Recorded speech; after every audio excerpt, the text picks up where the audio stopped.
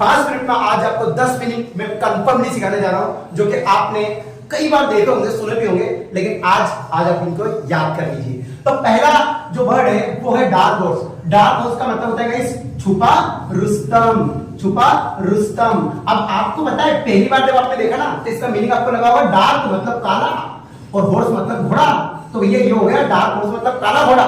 लेकिन काला घोड़ा नहीं, छुपा रुस्तम। छुपा रुस्तम ऐसा व्यक्ति जो मान के चलिए कि वो ऐसा अपने आप को दुनिया के सामने शो कर रहा है कि उसे कुछ नहीं आता, वो कुछ नहीं कर सकता, उसने यूपीएससी निकाल दी। सोचो, मतलब my friend is dark horse boy.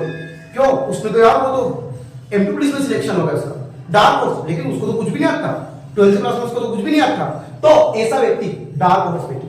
आगे कोक एंड बुल स्टोरी, मन घड़ंत कहानी। कोक एंड बुल स्टोरी का मतलब होता है मन घड़ंत कहानी। ऐसी जो कोई लंबे फेंक देता अपने सामने, ये दे जा रहा है बंदी नहीं हो रहा, तो उसका मतलब क्या होता है? Coke and bull story. उसको बोलते हैं हम लोग मन घड़ंत कहानी, उसको बोलते हैं सब लोग cock and bull story. English में कोक एंड बुल स्टोरी, या तो बहुत ज्यादा देख रहा है। My friends are saying me cock and bull story.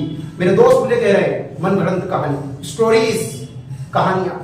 तो ऐसे अब आता है तीसरा वर्ड क्या है? पहला क्या था? Dark horse. डार्क हॉर्स का मतलब क्या होता है? छुपा रुस्तम। डार्क हॉर्स का मतलब क्या होता है? छुपा रुस्तम। और कोक एंड बुल स्टोरी का मतलब क्या होता है? मनगढ़ंत कहानी। अब आता है ना बोन ऑफ कंटेंशन। अब बोन ऑफ कंटेंशन का मतलब होता है गाइस झगड़े की जड़। झगड़े की जड़, या फिर आप इसे एक और मीनिंग बोल सकते हैं झगड़े का कारण।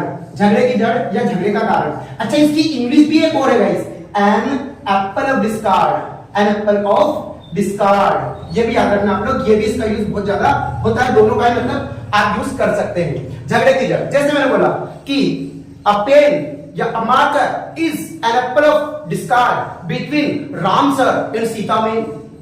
ओके, ऐसा जैसे Kashmir is a bone of contention या an apple of discord. Kashmir is an apple of discord between India and Pakistan.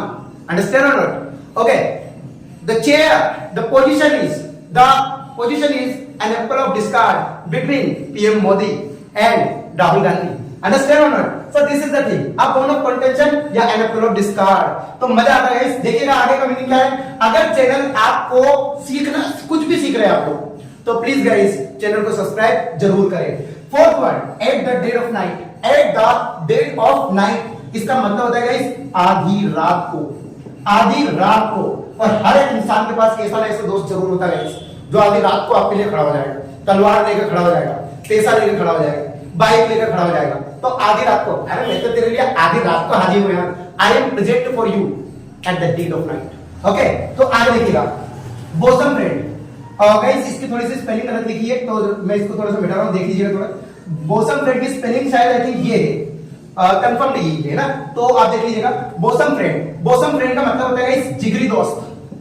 जिगरी दोस्त, ऐसा दोस्त जिसको अपने कर्म, अपने कांड सब पता है, मतलब वो दुनिया की सारी चीज उसको पता है, अपने पेरेंट्स को भी नहीं पता है, वो भी उसे पता है, तो उसे बोलते हैं हम लोग जिगरी दोस्त। जैसे मैं बोल रहा हूं, Rahul is my bosom friend, Neeraj is my bosom friend, Anil is my bosom friend, Santosh is my bosom friend, Mamlesh is my bosom friend. तो ऐसे अब ये सब लोग भैया चैनल को सब्सक्राइब जरूर करें, बट इन लोगों ने सब्सक्राइब नहीं किया तो they are not my bosom friend. आगे देखिएगा, तो अब आ रहा अपना ओल्ड फोक्स।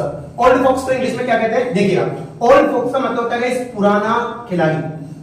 पुराना खिलाड़ी, पुराना खिलाड़ी। अब देखो ओल्ड फोक्स, आपको क्या लग रही है? ओल्ड फोक्स इसका मतलब तो हो गया बूढ़ा, और इसका लोमड़ी मतलब बूढ़ी लोमड़ी।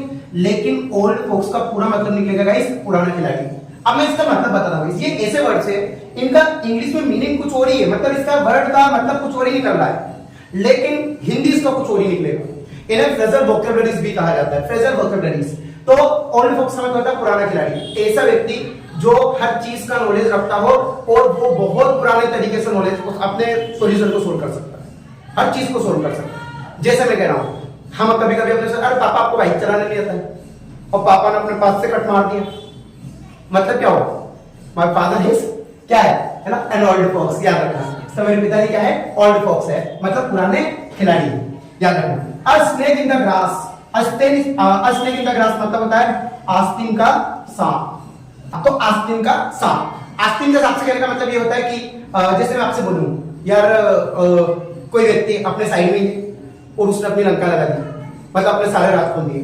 आस्तीन का साहब मैंने एक दोस्त की बहुत हेल्प की, या आपके परिवार में से कुछ ऐसा कुछ भी होता है, कुछ भी, और कोई अपने सीक्रेट किसी दूसरे व्यक्ति को बताए, सिंपली बात, अपने सीक्रेट किसी और दूसरे व्यक्ति को बताए और अपने को हानि हो रही है उससे, वो व्यक्ति वो होता है अ स्नेक इन द ग्रास, मतलब आस्तीन का सांप। ये याद रखिएगा। तो अब आता है बॉटमलेस पीट। बॉटमलेस पीट का मतलब होता है गाइस नर, ये याद रखना। हाँ आई नो वेरी वेल आपके दिमाग में हेल चल रहा है, लेकिन नया भी सीख लो यार, इसलिए ये जरूरी है ना। तो नर का मतलब होता है बॉटमलेस पीट, ये याद रखना गाइस, बहुत इंपॉर्टेंट वर्ड है, ठीक है। अब आता है ना ब्रेड एंड बटर, इसका मतलब होता है गाइस रोजी रोटी। इसको बताने की ज्यादा जरूरी नहीं है, रोजी रोटी आसान वर्ड है, यूज में बोल सकते हैं आप लोग, ठीक है। Okay, this English is my bread and butter, English मेरी रोजी रोटी, understand not? So that is the important word for us. Child's play का मतलब होता है गाइस बहुत आसान काम या फिर बच्चों का खेल। अब बच्चों का खेल से कहने का मतलब समझ रहे हो ना आप लोग? बच्चों का खेल से कहने का मतलब क्या, बहुत आसान काम कुल मिला के बात है। आसान काम भी बोल सकते हो, बच्चों का खेल भी बोल सकते हो, जैसा मैंने बोला, ठीक है। पैसा कमाना बहुत आसान काम है, earning money is a child's play. English सीखना बहुत आसान है, learning English is a child's play. समझ में आ रहा है? तो इन 10 वर्ड्स में से अगर आपको एक भी वर्ड का मतलब नहीं पता है तो आप कमेंट बॉक्स में जरूर लिखें, और अगर आपको 10 का मतलब समझ में आ गया है तो कमेंट बॉक्स में जरूर लिखें कि आपको समझ में आ चुका है।